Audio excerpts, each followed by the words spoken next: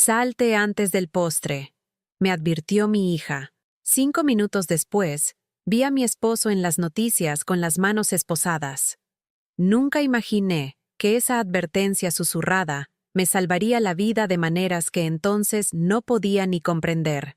Hoy voy a contarles algo que nunca pensé que compartiría. Y si por un segundo esto les resulta familiar, solo les pido que le den like a este video y se suscriban. Me ayudará a seguir abriendo mi corazón. La mañana de ese día comenzó como cualquier otra en nuestro pequeño departamento de La Condesa en Ciudad de México. El viejo radiador hacía su ruido familiar mientras me dirigía a la cocina en mis pantuflas gastadas, las mismas que había usado durante 3 años porque todavía les queda vida, como me decía a mí misma. El olor a café quemado me recibió otra vez, mezclándose con el aroma a humedad de la madera vieja y el distante claxon de los coches corriendo por Insurgentes. Tenía 64 años, y mis días se habían convertido en una prisión de rutina. Recuerdo estar parada en esa ventana de la cocina, viendo al sol luchar entre los cristales sucios, proyectando sombras débiles sobre el linóleo agrietado. Mi reflejo me devolvía la mirada, cansado y con ojos hundidos, como el fantasma de la mujer que solía ser, la mujer que una vez reía libremente, que una vez tuvo sueños que se extendían más allá de estas 4 paredes. Esa mañana no sabía que estaba a punto de liberarme de cadenas de las que ni siquiera me había dado cuenta que estaban ahí. La invitación a cenar había llegado 3 días antes. La voz de mi hija Sofía por teléfono tenía ese tono familiar de obligación, no de alegría. «Mamá, vamos a tener una cena familiar el domingo. ¿Puedes hacer tu famoso pay de manzana?» «No». «¿Cómo estás, mamá?» «No. Te extraño». Solo otra petición de lo que yo podía proporcionar. Debería haber escuchado la advertencia entonces, pero estaba tan hambrienta de cualquier conexión con mi familia que dije que sí inmediatamente, mi corazón revoloteando con la patética esperanza de que tal vez esta vez sería diferente. Ese domingo por la tarde pasé horas en mi cocina preparando ese pie, mis manos artríticas trabajando la masa con el mismo cuidado que había puesto en todo lo que había hecho para mi familia. La cocina se llenó con el dulce aroma de canela y manzanas, y por un momento me sentí útil otra vez, necesaria. Hasta me puse mi vestido bueno, el azul marino con florecitas que había comprado para la graduación de mi nieto hace 2 años, la última vez que me sentí verdaderamente incluida en algo importante. Cuando llegué a la casa de Sofía en la Roma Norte, cargando mi pie en el mismo molde de vidrio que había usado durante 20 años, algo se sentía mal inmediatamente. El ambiente estaba espeso de tensión, como el aire antes de una tormenta. Mi esposo Ricardo estaba ahí, por supuesto, sentado en su lugar habitual en la cabecera de la mesa, su teléfono sonando constantemente. Apenas levantó la vista cuando entré. Solo gruñó un saludo y regresó a teclear furiosamente en su pantalla. Mi hijo Miguel también estaba ahí, inquieto con su servilleta y evitando el contacto visual. Sofía se movía por la cocina con precisión mecánica, sus movimientos bruscos y nerviosos. Hasta la pequeña Emma, mi nieta de 10 años, parecía más callada de lo usual, picoteando su comida en lugar de platicar como normalmente hacía. Me senté ahí, tratando de hacer conversación, sintiéndome como una intrusa en mi propia reunión familiar. Entonces llegó el momento que cambiaría todo. Íbamos por la mitad del plato fuerte cuando Sofía se inclinó y susurró esas palabras que todavía resuenan en mi mente. «Mamá, salte antes del postre». Sus ojos estaban abiertos con algo que nunca había visto antes. Miedo mezclado con urgencia. ¿Pero miedo de qué? Miré alrededor de la mesa, confundida, y ella rápidamente se enderezó, fingiendo alcanzar la sal. Me reí, pensando que solo estaba siendo dramática como había sido de adolescente. «No digas tonterías, mija. Traje pie de manzana». Pero algo en su expresión hizo que se me revolviera el estómago. No estaba bromeando. Esto no era drama adolescente. Esto era terror real, adulto, y estaba dirigido a protegerme de algo que no podía ver venir. 5 minutos después, todo se hizo pedazos.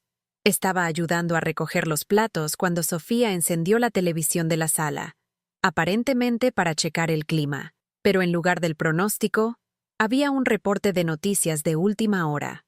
La voz del reportero cortó nuestra conversación de cena como un cuchillo.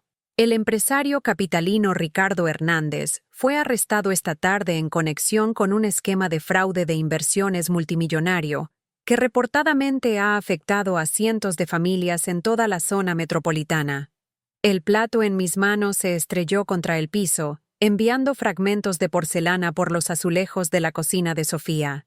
Ahí en la pantalla estaba mi esposo de 38 años, mi Ricardo, parado entre dos policías, sus manos esposadas tras la espalda.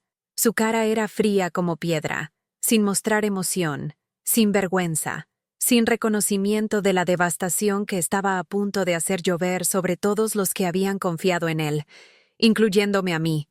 El cuarto daba vueltas a mi alrededor. Sofía corrió a mi lado, su brazo alrededor de mis hombros, y finalmente entendí su advertencia. Ella había sabido. De alguna manera, había sabido que esto venía. Mi hijo Miguel estaba viendo la televisión con la boca abierta, claramente tan sorprendido como yo. Pero Sofía había tratado de protegerme de presenciar este momento, de estar ahí cuando nuestro apellido se volviera sinónimo de fraude y traición en las noticias vespertinas. ¿Cuánto tiempo has sabido?, le susurré. Mi voz apenas audible sobre la cobertura continua del reportero sobre los supuestos crímenes de Ricardo. Los números que estaban mencionando eran asombrosos. Millones de pesos, docenas de víctimas, un esquema que aparentemente había estado funcionando durante años. Años. ¿Cuántos años de mi vida había estado viviendo con un extraño? Los ojos de Sofía se llenaron de lágrimas. Una amiga mía trabaja en la fiscalía. Me llamó ayer y me dijo que me asegurara de que no estuviera sola cuando esto saliera en las noticias. Pensé que si te ibas antes de que saliera al aire, tal vez podría decírtelo suavemente, prepararte de alguna manera. Su voz se quebró. Lo siento mucho, mamá. No sabía cómo protegerte de esto. No podía hablar, no podía pensar. Solo me quedé ahí, rodeada de porcelana rota y sueños rotos, viendo mi vida implosionar en vivo por televisión. El reportero ahora estaba mostrando fotos del edificio de oficinas de Ricardo en Polanco, el mismo edificio donde lo había visitado incontables veces, llevándole almuerzo o pasando después de citas médicas, orgullosa de estar casada con un empresario tan exitoso. Qué ingenua había sido, qué ciega. El viaje a casa esa noche fue una mezcla borrosa de luces de la ciudad y pensamientos acelerados. Sofía insistió en manejar, y nos sentamos en silencio mientras su coche navegaba las calles familiares que ahora se sentían ajenas y amenazantes. Cada esquina guardaba un recuerdo manchado por este nuevo conocimiento. El restaurante donde Ricardo y yo habíamos celebrado nuestro aniversario el año pasado, ¿había pagado esa cena con dinero robado? La joyería donde me había comprado aretes para Navidad, ¿habían sido comprados con los ahorros de toda la vida de alguien más? Cuando llegamos a nuestro departamento, Sofía me acompañó hasta la puerta, su mano firme en mi codo como si fuera una inválida. En muchas formas, supongo que lo era.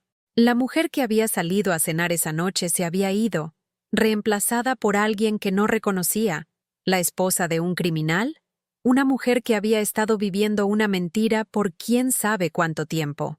¿Vas a estar bien, mamá?, preguntó Sofía, y podía escuchar la genuina preocupación en su voz, mezclada con culpa y miedo. Estaba preocupada por mí, pero también estaba preocupada por sí misma, por su familia, por cómo este escándalo nos afectaría a todos. No sé, respondí honestamente. Era la primera cosa completamente verdadera que había dicho en todo el día. No sabía si estaría bien. No sabía qué significaba estar bien ya. Esa noche, me senté en el sillón de la sala, la misma silla donde había pasado incontables tardes viendo televisión con Ricardo, y traté de juntar los fragmentos de mi mundo hecho pedazos. La casa se sentía diferente ahora, como si las paredes mismas estuvieran contaminadas con secretos. Cada foto en la repisa se burlaba de mí. Cada mueble que Ricardo había comprado ahora cargaba el hedor del dinero robado y la confianza rota. Pensé en todas las veces durante los últimos años cuando las cosas no habían cuadrado del todo. Los regalos caros que Ricardo se compraba a sí mismo, alegando que eran gastos de negocio. Las misteriosas llamadas telefónicas que tomaba en otro cuarto, hablando en tonos susurrados. La forma en que se había vuelto evasivo cuando le preguntaba sobre su trabajo, siempre cambiando de tema o dando respuestas vagas sobre negocios complejos y clientes confidenciales. Había atribuido su secretismo a la discreción natural de un empresario exitoso. Había estado orgullosa de su aparente éxito, presumiendo a mis amigas sobre su compañía en crecimiento y la vida cómoda que nos estaba proporcionando. Qué tonta había sido. Qué ingenua y confiada tonta. Pero mientras me sentaba ahí en la oscuridad, algo más comenzó a emerger junto con el shock y la traición. Era un sentimiento que había estado suprimiendo durante años, empujándolo hacia abajo cada vez que amenazaba con emerger.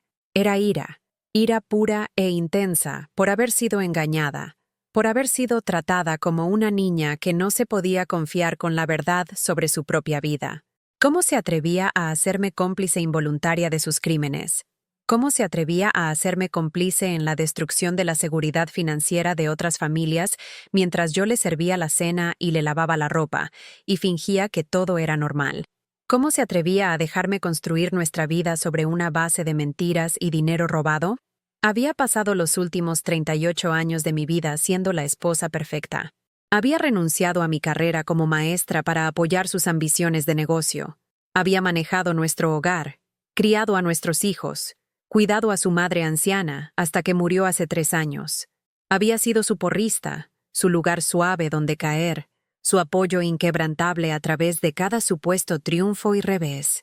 Y todo ese tiempo, él había estado viviendo una doble vida, robando a familias inocentes, construyendo nuestra existencia cómoda sobre las ruinas de los sueños y ahorros para el retiro de otras personas.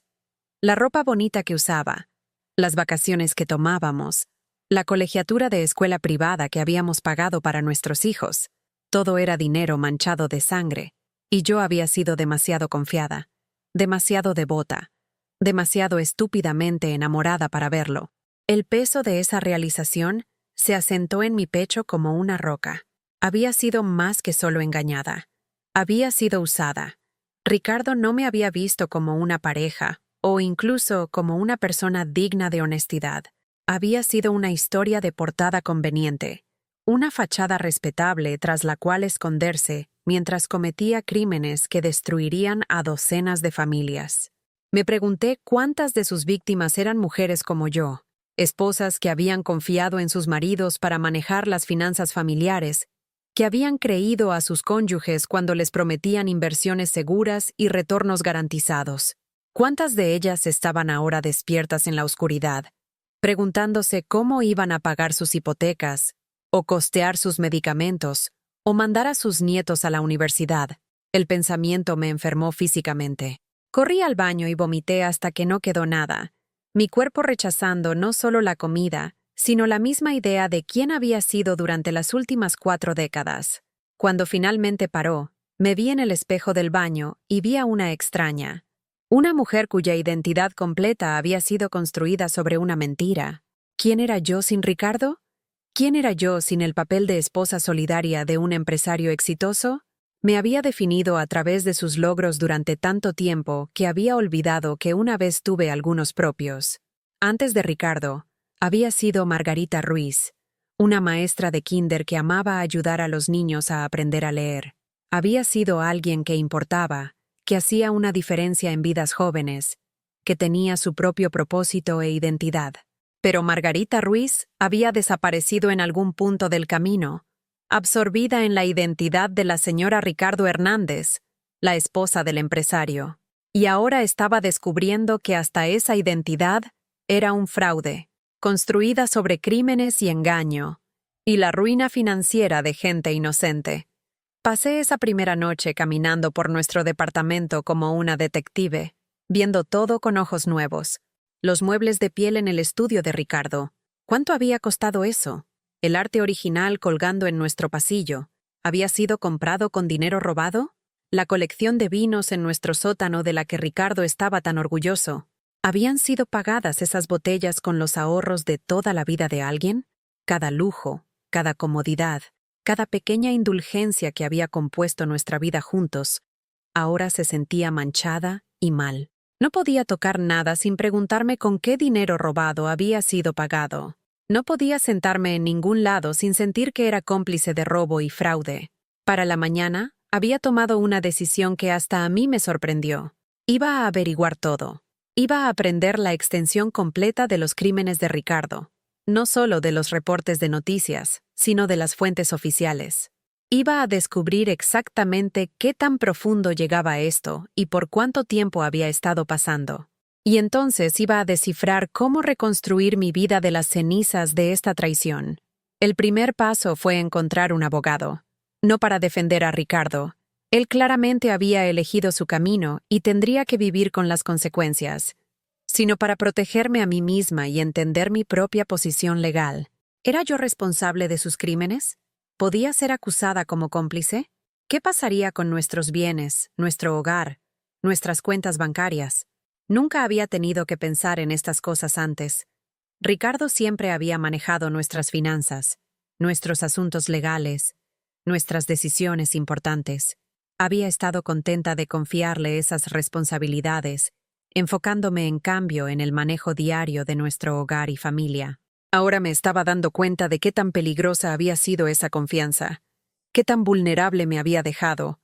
La abogada que encontré, Patricia Chen, tenía ojos amables y una manera directa que aprecié. Me explicó que mientras pudiera probar que no tenía conocimiento de los crímenes de Ricardo, y me aseguró que mi shock y angustia genuinos eran evidencia bastante clara de eso, no sería acusada de nada.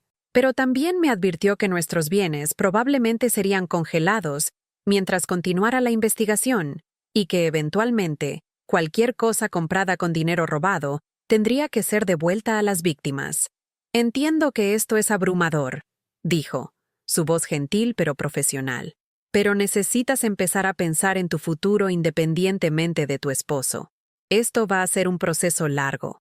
Y no puedes contar con tener acceso a ninguna de la riqueza a la que has estado acostumbrada». La riqueza a la que había estado acostumbrada. La frase dolió porque era verdad. Me había puesto cómoda con el éxito financiero de Ricardo. Había dado por sentada la seguridad y lujos que proporcionaba. Había dejado de pensar en el dinero como algo que necesitaba entender o manejar yo misma. Me había vuelto financieramente dependiente de una manera que ahora me aterrorizaba. Patricia me ayudó a abrir una nueva cuenta bancaria usando solo dinero de mi pequeña herencia de mi propia madre. Dinero que había estado sentado sin tocar en una cuenta separada durante años. No era mucho, tal vez 300,000 pesos, pero era dinero limpio, dinero que no había sido robado de nadie, y era mío. También me ayudó a entender qué bienes podría conservar. Nuestro departamento probablemente tendría que ser vendido para pagar restitución a las víctimas de Ricardo, pero podría tener derecho a retener algunas pertenencias personales y una pequeña porción de cualquier ganancia, si quedaba alguna después de que el gobierno y las víctimas fueran compensados. «Lo más importante ahora», me dijo Patricia, «es empezar a documentar todo. Escribe lo que recuerdes sobre el comportamiento de tu esposo durante los últimos años. Cualquier conversación sobre dinero, cualquier compra inusual, cualquier momento cuando sus explicaciones no tuvieron sentido. Los fiscales querrán entrevistarte, y tu testimonio podría ser crucial para entender el alcance de sus crímenes. La idea de testificar contra mi propio esposo debería haber sido desgarradora, pero sorprendentemente, no lo fue. Si acaso, sentí una extraña sensación de alivio al pensar en finalmente decir la verdad sobre las inconsistencias que había notado pero ignorado, las señales de alarma que había desestimado porque había confiado en él más de lo que había confiado en mis propios instintos. Pasé los siguientes varios días haciendo exactamente lo que Patricia había sugerido, escribiendo todo lo que podía recordar sobre el comportamiento sospechoso de Ricardo. Mientras más escribía, más me daba cuenta de cuántas señales de advertencia había habido, cuántas veces mi intuición había tratado de alertarme sobre problemas que había racionalizado. Estaba el momento hace 2 años, cuando Ricardo había insistido en que necesitábamos refinanciar nuestra hipoteca, aunque solo nos quedaban 5 años para pagarla. Había dicho que era por razones fiscales, pero cuando lo había cuestionado, se había irritado y me había dicho que no entendería las complejidades de las finanzas empresariales. Me había sentido estúpida e inadecuada, así que había dejado de hacer preguntas. Estaba el reloj caro que se había comprado la Navidad pasada, alegando que era una inversión de negocio, porque los empresarios exitosos necesitaban verse bien. Cuando había comentado que parecía extravagante, me había hecho sentir egoísta por cuestionar lo que hacía con su dinero, aunque yo había pensado en él como nuestro dinero durante casi 4 décadas.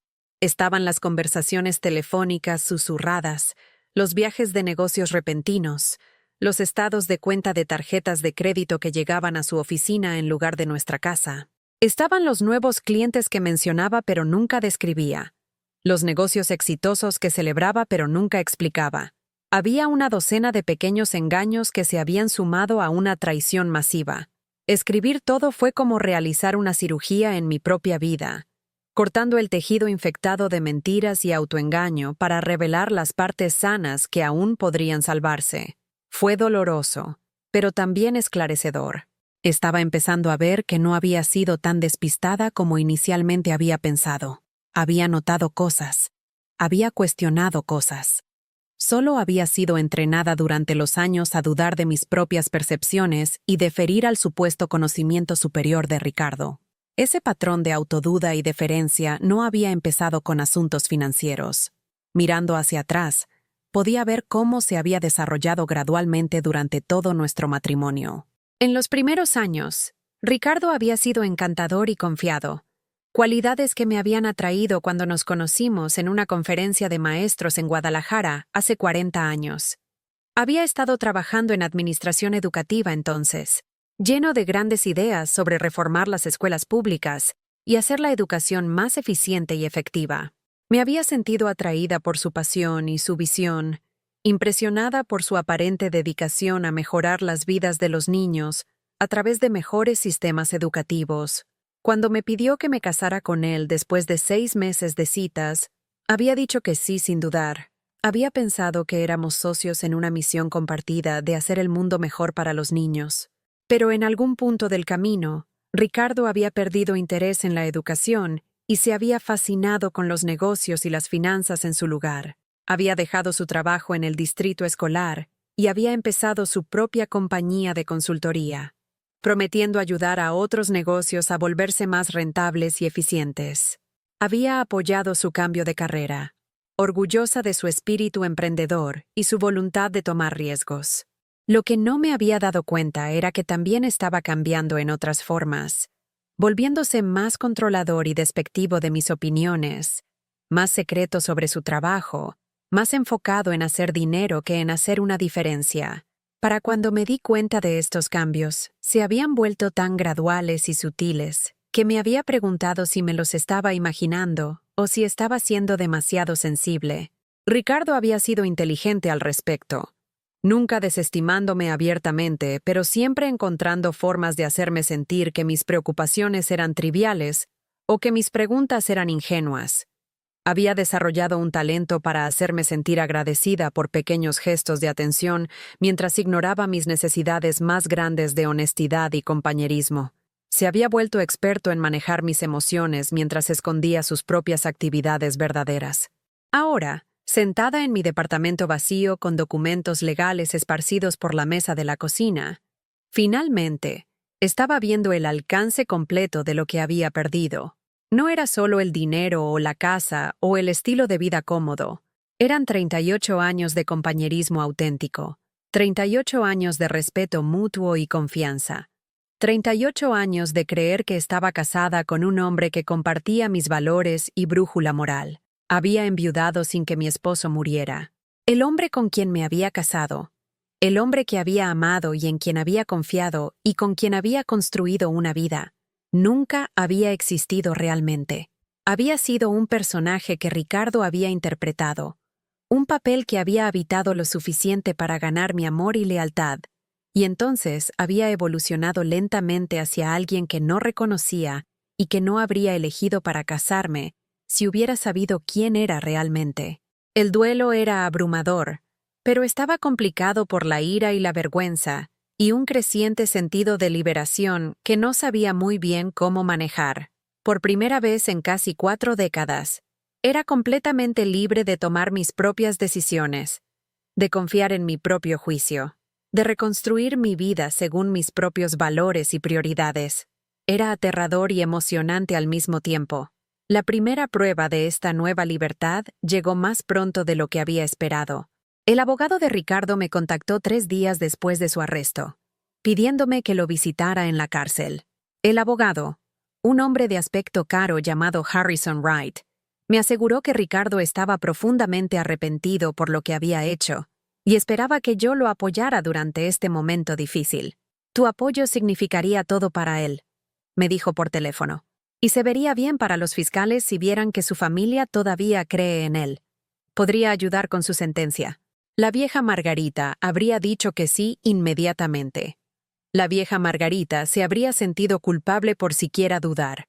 La vieja Margarita habría puesto las necesidades de Ricardo antes que sus propios sentimientos y habría aparecido en esa cárcel con perdón y lealtad, lista para interpretar el papel de la esposa devota, apoyando a su hombre en su hora más oscura. Pero ya no era la vieja Margarita. La vieja Margarita había muerto en la cocina de Sofía cuando había visto a su esposo esposado en televisión. La nueva Margarita, o tal vez la Margarita original, la que había sido enterrada bajo 4 décadas de complacer a la gente y autoduda, tenía diferentes prioridades. Señor Wright, dije, sorprendida por la firmeza de mi propia voz. Por favor, dígale a mi esposo que si quería mi apoyo, debería haberlo considerado antes de decidir arruinar las vidas de familias inocentes con sus esquemas fraudulentos. No lo visitaré en la cárcel y no haré ninguna declaración a los fiscales a su favor. Hubo una larga pausa del otro lado de la línea. Claramente, Wright no había esperado esta respuesta de la esposa leal que probablemente había asumido que era. Señora Hernández, entiendo que está molesta, pero necesita pensar en su propio futuro aquí. Si su esposo recibe una sentencia más ligera, podrá regresar al trabajo más pronto y podría ser capaz de hacer restitución a sus víctimas. Eso sería mejor para todos, incluyéndola a usted. La manipulación era tan flagrante que casi era insultante. Realmente pensaba que era tan ingenua que no vería a través de su intento de hacer que los crímenes de Ricardo parecieran de alguna manera mi responsabilidad minimizar. Señor Wright, dije, sintiendo una fuerza en mi voz que no había escuchado en años. Mi esposo tomó sus decisiones sin consultarme o considerar el impacto en sus víctimas o su familia. Tendrá que vivir con las consecuencias de esas decisiones sin mi ayuda. Y francamente, la idea de que debería ayudarlo a recibir una sentencia más ligera para que pueda continuar beneficiándose de sus crímenes es exactamente el tipo de pensamiento que nos metió a todos en este lío en primer lugar. Colgué el teléfono antes de que pudiera responder, y por primera vez desde que esta pesadilla había empezado, me sentí genuinamente orgullosa de mí misma. Me había opuesto a la intimidación. Me había negado a ser manipulada para apoyar comportamiento que encontraba moralmente reprehensible. Había elegido mis propios valores sobre la lealtad familiar, y se sintió correcto de una manera en que nada se había sentido correcto durante mucho tiempo. Pero la sensación de empoderamiento fue rápidamente seguida por una ola de soledad que casi me tumbó. Si no iba a apoyar a Ricardo, si no iba a interpretar el papel de la esposa leal, entonces, ¿quién era yo? ¿Cuál era mi lugar en el mundo ahora?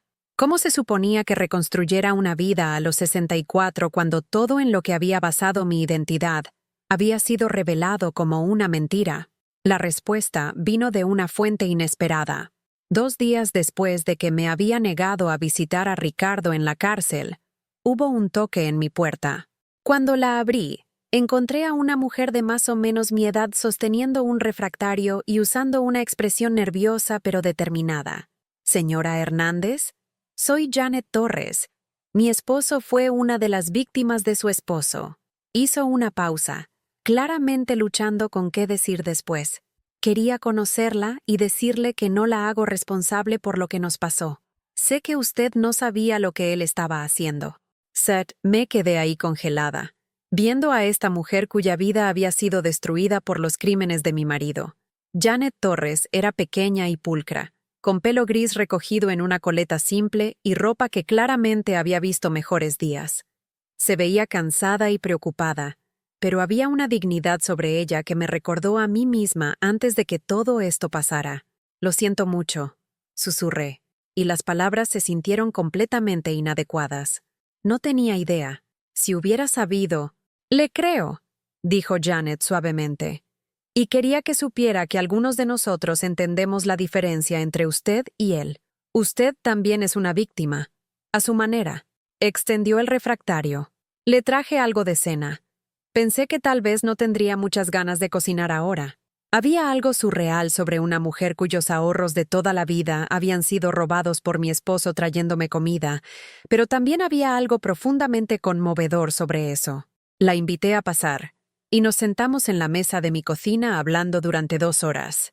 Janet me contó sobre cómo ella y su esposo habían invertido sus ahorros para el retiro con la compañía de Ricardo, basándose en sus promesas de retornos garantizados e inversiones seguras. Habían estado planeando jubilarse el próximo año, pero ahora tendrían que seguir trabajando indefinidamente, esperando reconstruir al menos parte de lo que habían perdido.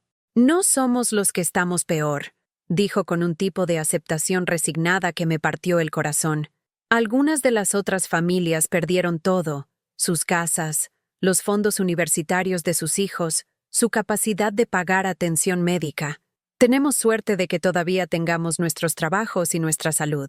Su gracia ante una pérdida tan devastadora me avergonzó. Aquí estaba yo, sintiéndome mal por mí misma porque mi estilo de vida cómodo y estatus social habían sido destruidos, mientras Janet enfrentaba la perspectiva de trabajar hasta que muriera, porque su retiro había sido robado por mi esposo. Pero Janet no estaba ahí para hacerme sentir culpable. Si acaso parecía entender que yo también estaba luchando, solo de maneras diferentes. Debe ser horrible descubrir que la persona en quien más confiaba en el mundo le había estado mintiendo todo el tiempo, dijo. No puedo imaginar cómo se siente esa traición. Su empatía era más de lo que podía soportar.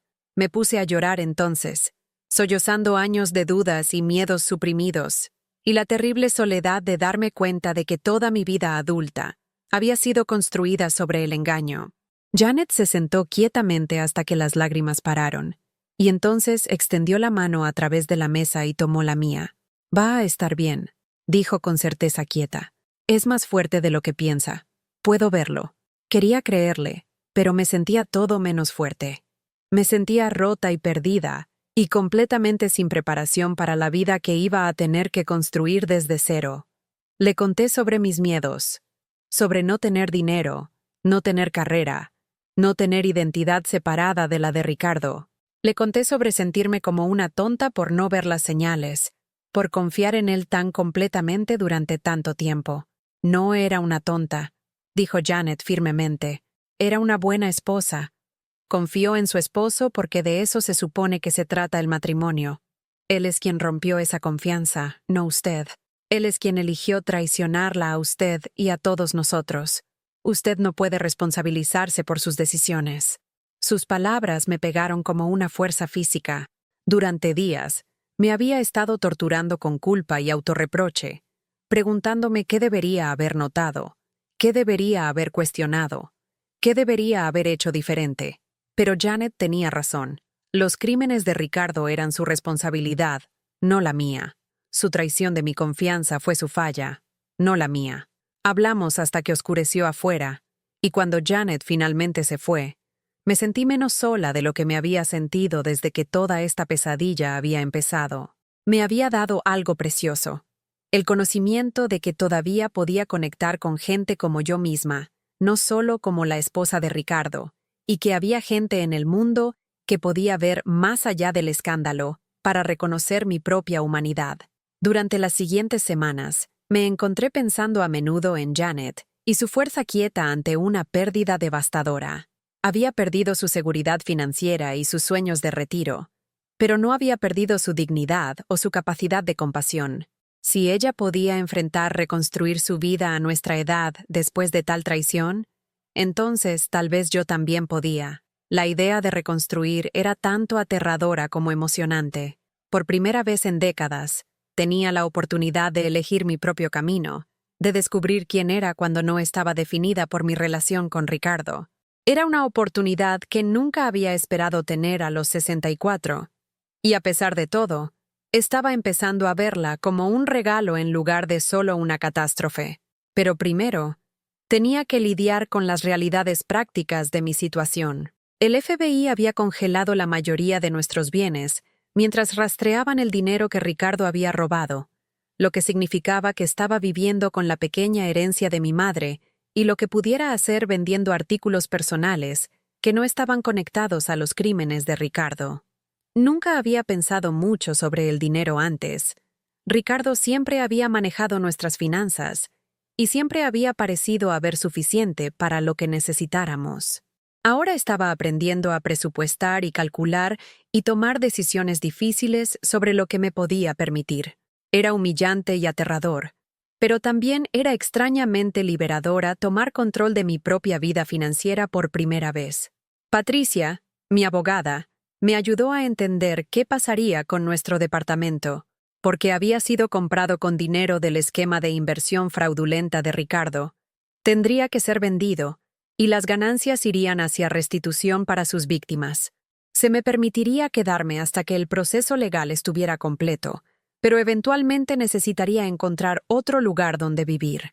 El pensamiento de dejar la casa donde había vivido durante 15 años era doloroso, pero me sorprendió encontrar que no era tan devastador como había esperado.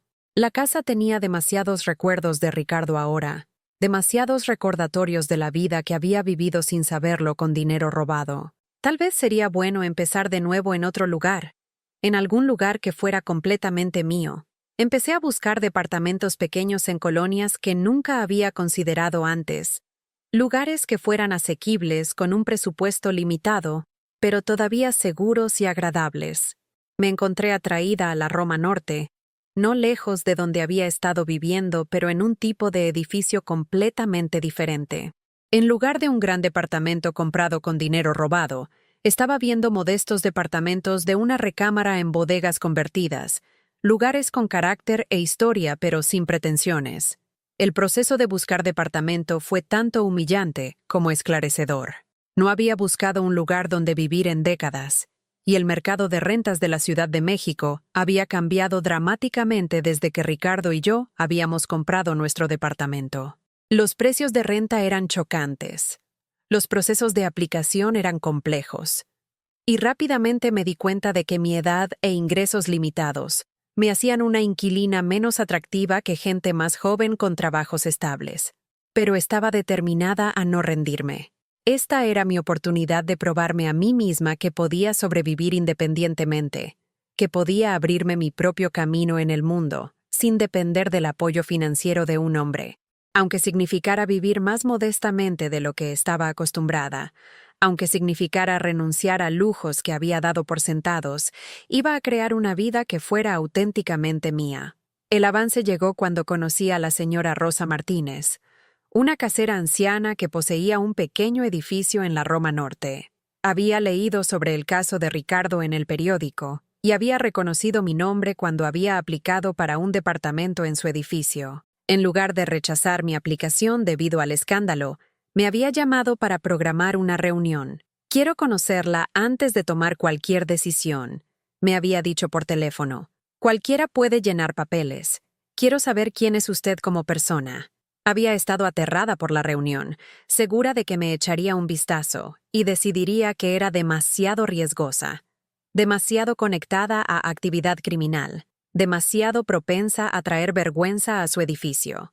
Pero la señora Martínez resultó ser una mujer diminuta y feroz en sus 70 que había inmigrado de Michoacán cuando era joven y había construido un pequeño negocio exitoso, comprando y manejando propiedades de renta. Leí sobre lo que hizo su esposo, dijo sin preámbulos cuando nos sentamos en su pequeña oficina, y leí sobre cómo usted se negó a visitarlo en la cárcel. Eso me dice algo sobre su carácter. Estaba atónita. Había esperado que viera mi conexión con Ricardo como una responsabilidad, no como una indicación de fuerza moral. No podía apoyar lo que hizo. Dije simplemente, demasiada gente fue lastimada por sus crímenes. La señora Martínez asintió con aprobación. Exactamente. Podría haberse quedado con él. Podría haber interpretado a la víctima. Podría haber tratado de beneficiarse de cualquier dinero que él podría haber escondido.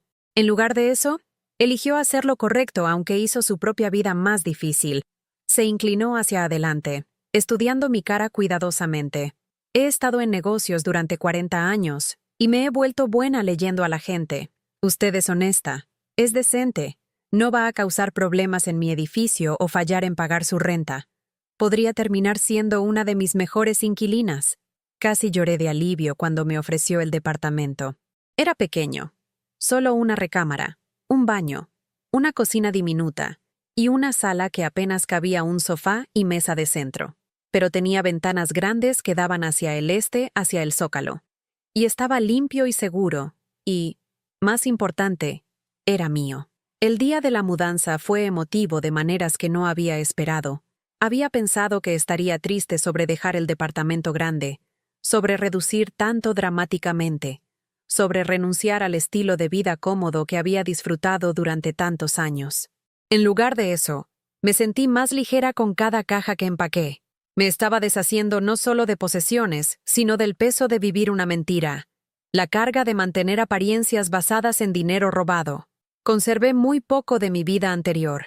Mi ropa, por supuesto, aunque mucha parecía demasiado elegante para mis nuevas circunstancias. Mis libros, porque siempre había amado leer, pero había perdido el hábito durante los años ocupados de manejar el hogar y calendario social de Ricardo. La porcelana de mi madre, porque era una de las pocas cosas que poseía que no tenía conexión con los crímenes de Ricardo. La mayoría de los muebles se tuvo que ir. Era demasiado grande para mi nuevo departamento. Y además, quería empezar de nuevo. Conservé algunas piezas que tenían valor sentimental no relacionado con Ricardo. Una mecedora que había sido de mi abuela. Un pequeño escritorio donde había calificado exámenes durante mis años de enseñanza. Un librero que había construido yo misma durante un breve período cuando había estado interesada en carpintería. Sofía y Miguel me ayudaron a mudarme, y podía verlos luchando con sus propias emociones complicadas sobre toda la situación. Estaban avergonzados por los crímenes de su padre, preocupados sobre cómo el escándalo afectaría sus propias carreras y estatus social, y preocupados sobre mi capacidad de manejarme sola. Miguel, mi hijo siempre práctico, siguió sugiriendo maneras en que podía estirar mi presupuesto limitado, cupones que podía usar, descuentos para los que podría calificar, trabajos de medio tiempo que podrían ser apropiados para alguien de mi edad. Sus sugerencias tenían buenas intenciones, pero también eran ligeramente condescendientes, como si no creyera que podría descifrar cómo cuidarme sola. Sofía era más emocional, alternando entre culpa por no haberme advertido antes sobre los problemas de Ricardo e ira hacia su padre por poner a toda nuestra familia en esta posición. Debería haberte dicho lo que sospechaba, siguió diciendo. Debería haber encontrado una manera de prepararte. Me preparaste, le recordé. Me advertiste que me fuera antes del postre. Trataste de protegerme de ver ese reporte de noticias con todos los demás ahí. Hiciste exactamente lo que debías haber hecho. Pero podía ver que estaba luchando con su propio sentido de responsabilidad, sus propias preguntas sobre si debería haber intervenido más directamente en nuestro matrimonio. Como yo, estaba aprendiendo a separar sus propias acciones de las decisiones de Ricardo, su propia responsabilidad de su traición. Me tomó 3 días completos establecerme en mi nuevo departamento, descifrar dónde pertenecía todo en el espacio mucho más pequeño, acostumbrarme a los diferentes sonidos y ritmos de mi nueva colonia. Durante las primeras noches, me quedé despierta escuchando crujidos no familiares y patrones de tráfico, sintiéndome desarraigada e incierta. Pero gradualmente, algo maravilloso empezó a pasar. Empecé a sentirme en casa de una manera en que no me había sentido en años. Este pequeño departamento era completamente mío, ganado con mi propio dinero, decorado con mis propias decisiones, organizado según mis propias preferencias. No había nadie más a quien complacer, las necesidades de nadie más que considerar, el horario de nadie más que acomodar. Por primera vez en casi 4 décadas, podía cenar cuando se me ocurriera, Podía ver los programas de televisión que me interesaran. Podía acostarme temprano o quedarme despierta tarde sin tener que coordinarlo con nadie más. La libertad era intoxicante, pero también a veces era abrumadora. Tenía que aprender cómo estar sola conmigo misma, cómo disfrutar mi propia compañía, cómo encontrar significado y propósito en mis días sin la estructura que cuidar a Ricardo y manejar nuestro hogar había proporcionado. Algunos días, la soledad era aplastante.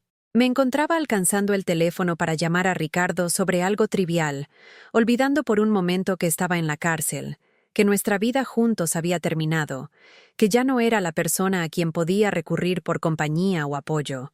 Pero otros días, la soledad se sentía como un lujo. Podía pasar toda una tarde leyendo sin interrupción.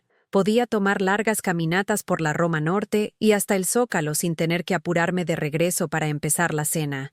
Podía descubrir nuevas cafeterías y librerías y museos sin tener que negociar con nadie más sobre tiempo o dinero o interés. Lentamente, muy lentamente, empecé a recordar quién había sido antes de convertirme en la esposa de Ricardo. Recordé cuánto había disfrutado enseñar. Qué satisfactorio había sido ver a niños de 5 años aprender a pronunciar palabras y escribir sus nombres. Recordé cuánto había amado ir a museos y galerías de arte, cómo había pasado horas como mujer joven vagando por el Museo Nacional de Antropología, estudiando pinturas y esculturas y artefactos antiguos.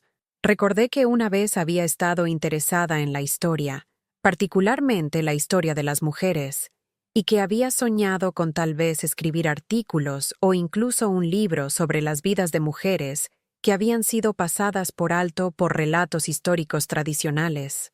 Recordé que una vez había sido bastante buena cocinera, no solo competente sino creativa, alguien que había disfrutado experimentar con nuevas recetas y técnicas.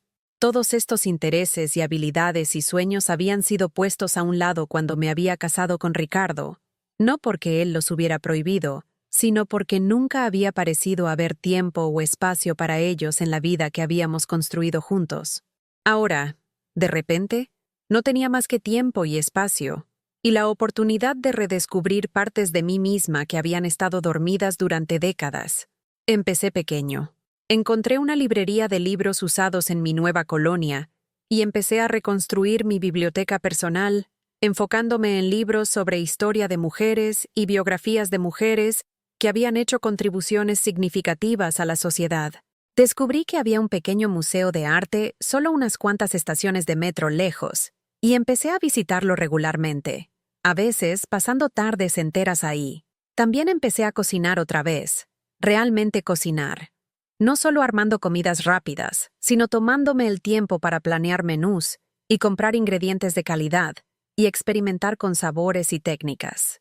Mi cocina diminuta nueva era un reto, pero también era una invitación a ser más creativa, a sacar el mayor provecho del espacio y equipo limitados. Estos pequeños actos de autodescubrimiento y autocuidado empezaron a sumarse a algo más grande, un sentido de que estaba reconstruyendo no solo una vida, sino una identidad. No era solo la exesposa de Ricardo Hernández, la mujer que había estado casada con el criminal.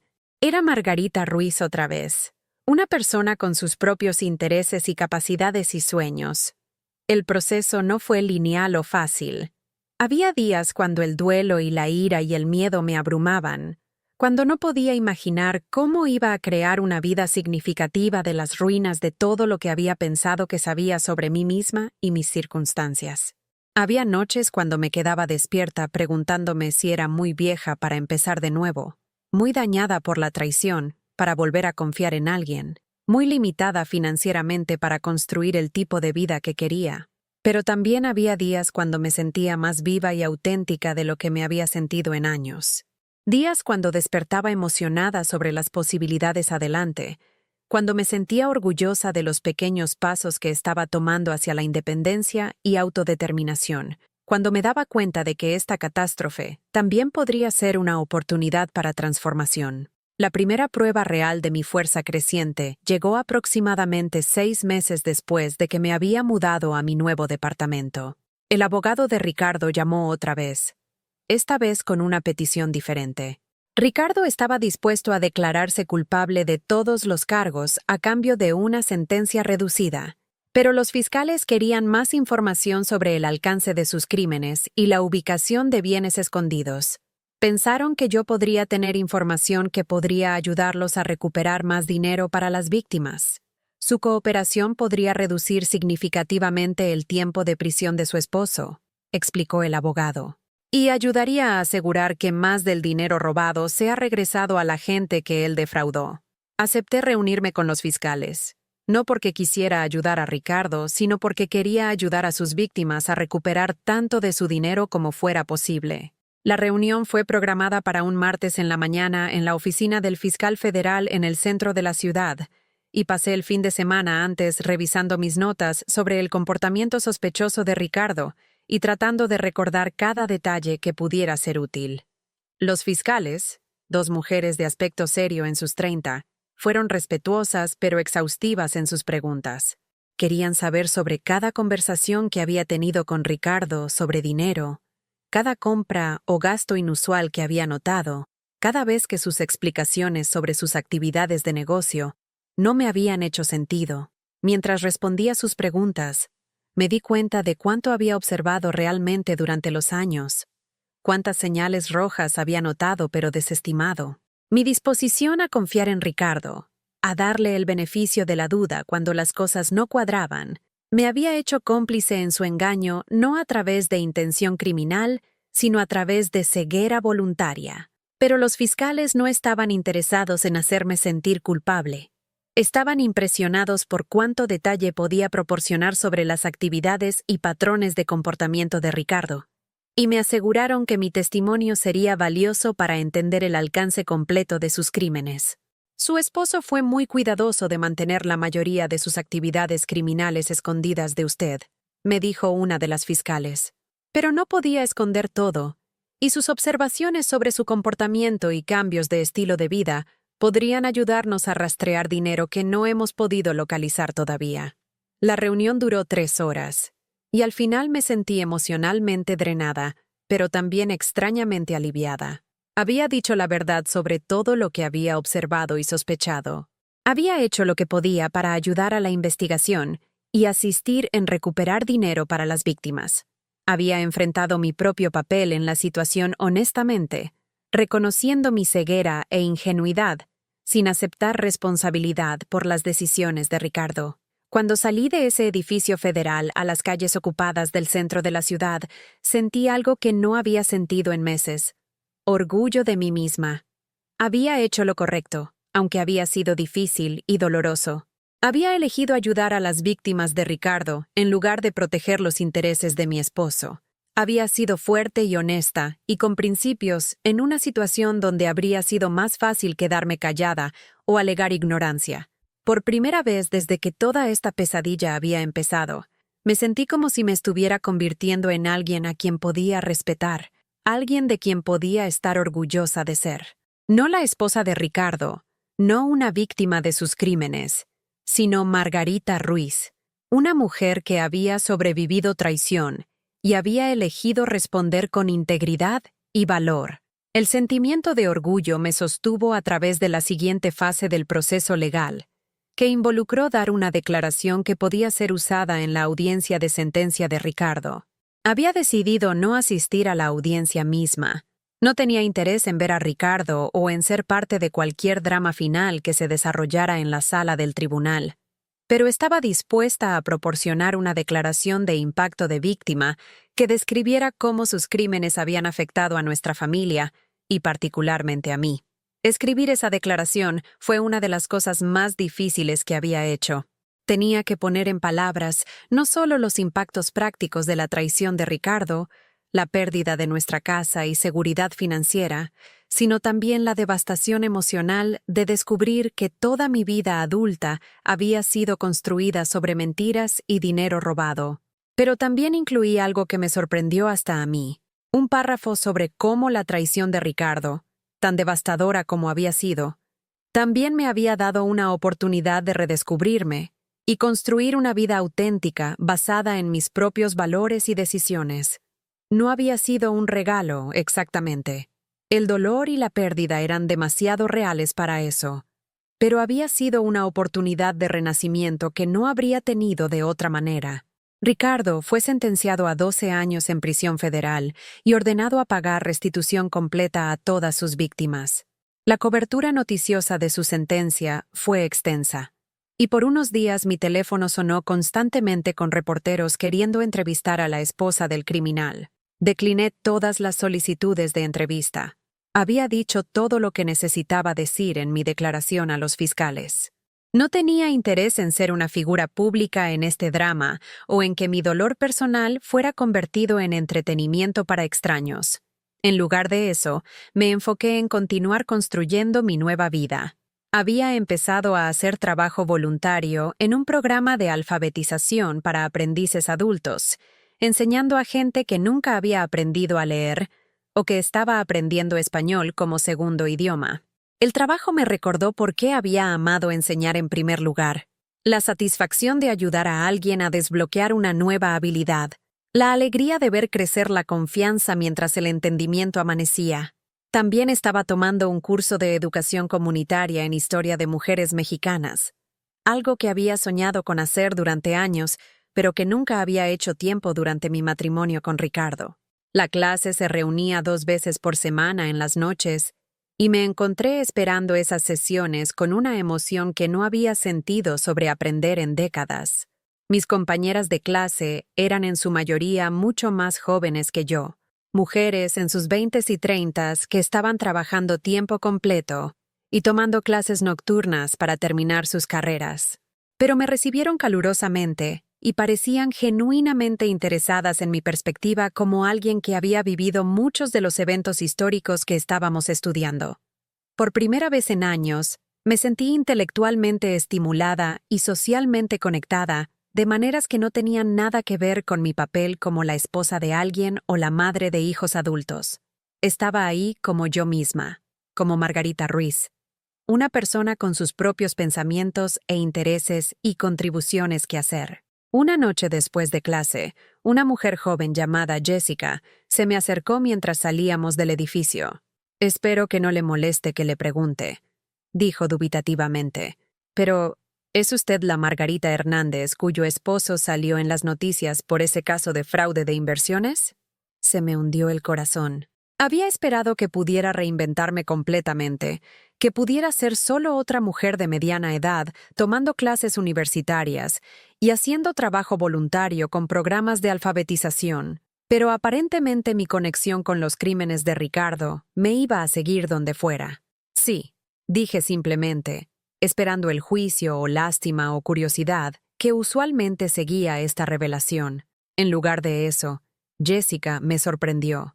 «Creo que es increíblemente valiente», dijo. «Leí algo de la cobertura noticiosa y sé que usted se negó a apoyar a su esposo y que cooperó con los fiscales para ayudar a sus víctimas. Eso debe haber tomado un valor enorme». La miré, sin estar segura de cómo responder.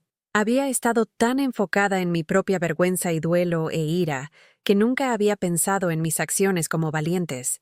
Solo había estado tratando de hacer lo correcto, de vivir según mi propia brújula moral en lugar de lealtad ciega a un hombre que había traicionado mi confianza tan completamente.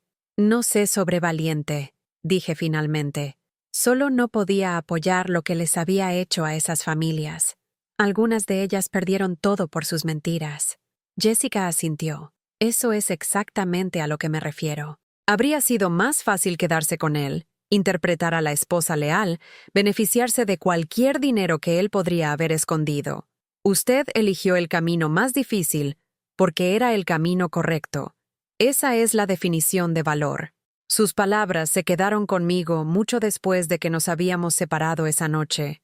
Había estado pensando en mí misma como una víctima, como alguien que había sufrido pérdida y traición, y estaba luchando por reconstruir de devastación. Pero tal vez también era una sobreviviente, alguien que había enfrentado una situación terrible y había elegido responder con integridad en lugar de interés propio. La distinción importaba. A las víctimas se les actúa. Los sobrevivientes actúan. Las víctimas son definidas por lo que les pasó. Los sobrevivientes son definidos por cómo respondieron a lo que les pasó. Estaba empezando a ver que tenía más agencia en mi situación de la que inicialmente me había dado cuenta. Más poder para moldear mi propia historia y determinar mi propio futuro. Este cambio en perspectiva empezó a afectar todo sobre cómo me acercaba a mi nueva vida. En lugar de solo tratar de salir adelante, de sobrevivir con mi presupuesto limitado y lidiar con mi soledad, empecé a pensar sobre qué quería crear, qué tipo de persona quería convertirme, qué tipo de vida se sentiría significativa y satisfactoria, independiente de las necesidades o expectativas de cualquier otra persona. Decidí regresar a la escuela más formalmente, auditar cursos adicionales que me interesaran y tal vez eventualmente trabajar hacia completar una carrera que nunca había terminado. También empecé a pensar sobre si podría encontrar trabajo de medio tiempo que usara mis habilidades de enseñanza y proporcionara tanto ingresos como conexión social.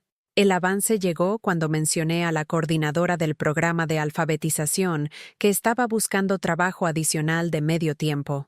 Inmediatamente sugirió que aplicara para una posición con una organización sin fines de lucro que proporcionaba apoyo educativo para mujeres que estaban tratando de reconstruir sus vidas después de salir de relaciones abusivas o recuperándose de adicciones. Sería perfecta para este trabajo, me dijo. Entiende lo que es tener que reconstruir su vida desde cero. Descubrir quién es cuando finalmente está libre del control de alguien más. Estas mujeres necesitan a alguien que pueda enseñarles habilidades prácticas, pero también entender su viaje emocional. La idea me aterrorizó y me emocionó en igual medida. Nunca había pensado en mi experiencia con Ricardo como siendo similar al abuso doméstico o adicción, pero había paralelos que no podía ignorar. Había sido controlada a través de dependencia financiera y manipulación emocional. Había perdido mi sentido de ser a través de años de deferir al juicio y prioridades de alguien más. Había tenido que reconstruir mi identidad y aprender a confiar en mis propios instintos después de descubrir que mi relación más cercana estaba basada en engaño. Tal vez mi experiencia dolorosa podía ser útil a otras mujeres que estaban enfrentando retos similares. Tal vez podía ayudarlas a evitar algunos de los errores que había cometido, o darles esperanza de que reconstruir era posible incluso cuando parecía abrumador. Apliqué para la posición y fui contratada para enseñar alfabetización financiera básica y habilidades de vida a mujeres en varias etapas de recuperación y transición. El pago no era mucho, pero era suficiente para suplementar mi presupuesto limitado y darme un sentido de propósito que había estado extrañando. Mi primer día en el nuevo trabajo fue aterrador. Me paré frente a un salón de 12 mujeres con edades que iban de los 19 a los 55, representando cada posible trasfondo y circunstancia, y traté de presentarme sin revelar demasiado sobre mi propia historia. Pero estas mujeres eran perceptivas y experimentadas en leer a la gente. Podían sentir que entendía algo sobre empezar de nuevo, sobre reconstruir de devastación, sobre encontrar fuerza que no sabías que tenías. Dentro de unas semanas, algunas de ellas me estaban haciendo preguntas directas sobre mi propia experiencia, y me encontré compartiendo partes de mi historia que nunca había esperado discutir con extrañas. Las conversaciones que emergieron de estos intercambios fueron algunas de las más honestas y significativas que había tenido. Estas mujeres me enseñaron tanto como yo les enseñé sobre resistencia, sobre supervivencia, sobre la posibilidad de crear nueva identidad y propósito después de perder todo lo que pensabas que te definía.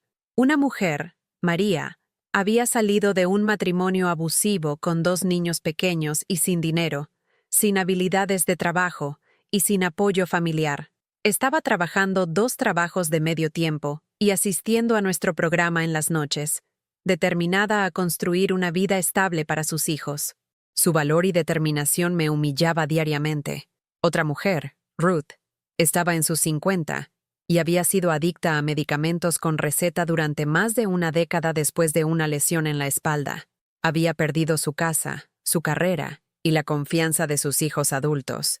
Pero estaba metódicamente trabajando para reconstruir sus relaciones y su autorrespeto un día a la vez.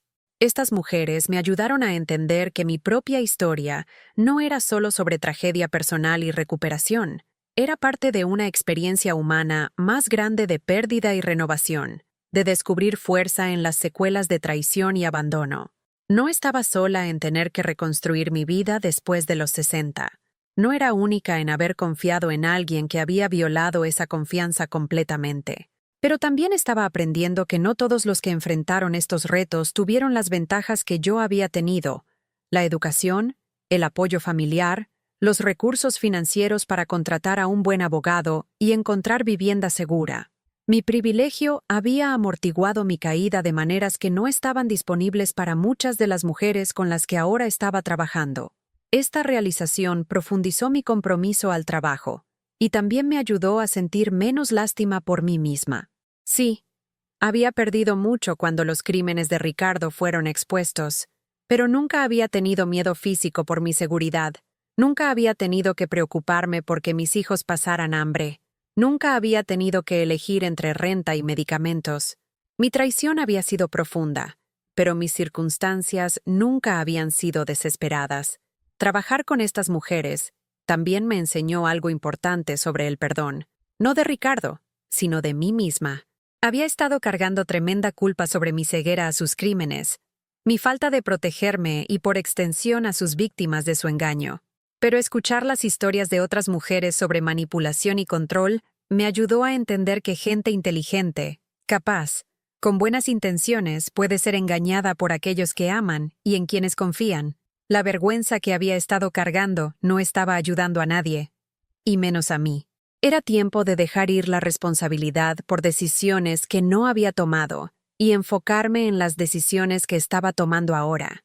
No podía cambiar el pasado, pero sí podía influir el futuro, el mío propio, y posiblemente el de otros también. Esta aceptación de mis propias limitaciones humanas, mientras también abrazaba mi agencia y responsabilidad hacia adelante, se sintió como la pieza final de mi recuperación emocional. Había pasado por shock, duelo, ira, miedo y vergüenza para llegar a algo que se sentía como sabiduría, ganada con dificultad y profundamente personal, pero también potencialmente útil para otros. Un año después de la sentencia de Ricardo, recibí una carta inesperada de Janet Torres, la mujer que me había traído comida esa primera semana después de su arresto. Había escuchado a través de conocidos mutuos sobre el trabajo que estaba haciendo con la organización sin fines de lucro y quería agradecerme por elegir usar mi experiencia para ayudar a otras mujeres. Cuando le traje esa comida, escribió, podía ver que estaba perdida y rota, como el resto de nosotras, pero también vi algo en usted que sugería que no se quedaría rota para siempre. Estoy muy orgullosa de en quién se ha convertido y el trabajo que está haciendo. Ha tomado algo terrible y ha encontrado una manera de hacerlo significativo. Su carta me movió a lágrimas, pero eran lágrimas de gratitud en lugar de tristeza. Tenía razón. Había encontrado una manera de hacer significado de traición y pérdida. Había descubierto que sobrevivir no era suficiente. Necesitaba prosperar, contribuir, convertirme en alguien a quien podía respetar y admirar. Ricardo todavía estaba en prisión y estaría por muchos años más. Ya no pensaba en él diariamente. Ya no me sentía consumida por ira o dolor cuando su nombre salía en conversación. Había tomado sus decisiones y estaba viviendo con las consecuencias. Yo había tomado diferentes decisiones y estaba viviendo con diferentes consecuencias. Nuestras vidas ya no estaban entrelazadas, excepto a través de historia compartida. Había creado una vida que era completamente mía, trabajo que se sentía significativo, relaciones que eran honestas y mutuas, rutinas diarias que reflejaban mis propias preferencias y valores.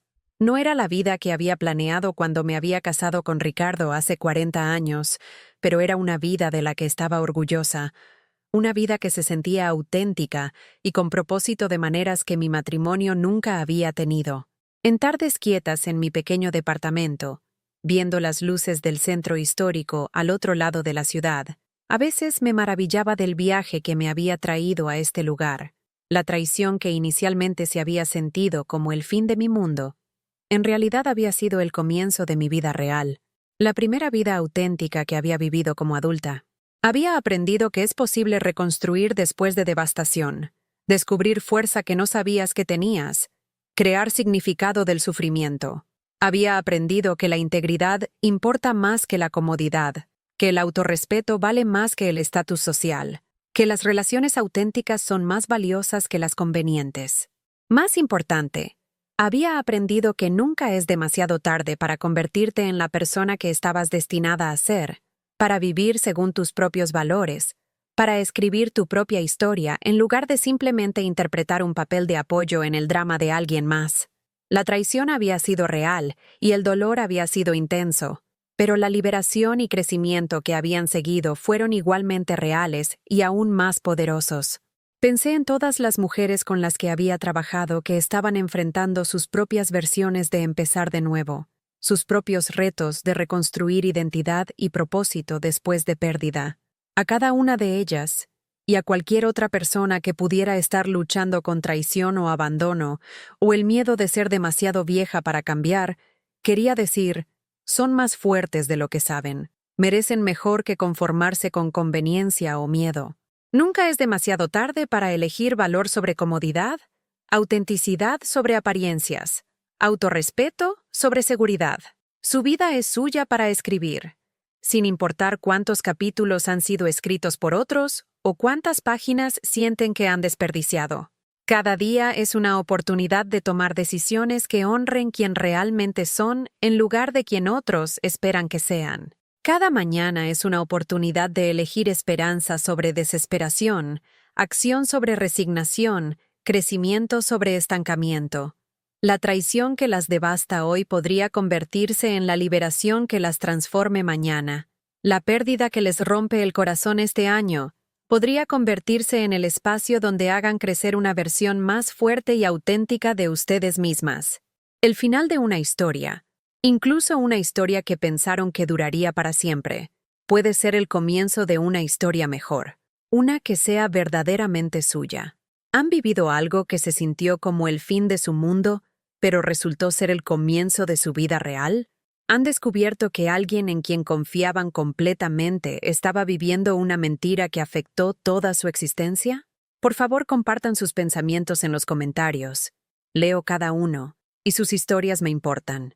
Si esta historia les resonó, si les recordó que la supervivencia es posible y que empezar de nuevo puede llevar a algo mejor que lo que vino antes, por favor consideren darle like a este video y suscribirse a este canal. Su apoyo me ayuda a continuar compartiendo estas historias de resistencia y transformación, y tal vez juntos podamos recordar a otros que no están solos en sus luchas y que la redención siempre es posible, sin importar qué tan oscuras se vean las cosas ahora. Gracias por escuchar mi historia. Gracias por permitirme compartir la experiencia más difícil y en última instancia más liberadora de mi vida. Que encuentren el valor de escribir su propia historia auténtica, en cualquier capítulo que estén ahora.